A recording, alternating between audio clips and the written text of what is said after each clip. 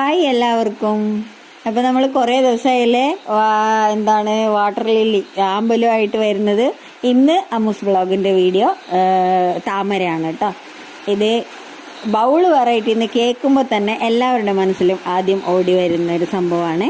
Affection 16 എന്നാണ് ഇതിൻ്റെ പേര്. അഫെക്ഷനാണ് ഇത് കാണുമ്പോൾ എല്ലാവർക്കും. നല്ല പോലെ ഫ്ലവറിങ് ആവുന്ന ഒരു വെറൈറ്റിയാണ്. എത്ര ചെറിയ പോട്ടിൽ വെക്കുവാണെങ്കിലും നല്ല പോലെ ഫ്ലവറിങ് ആവുന്ന ഒരു വെറൈറ്റിയാണ് കേട്ടോ.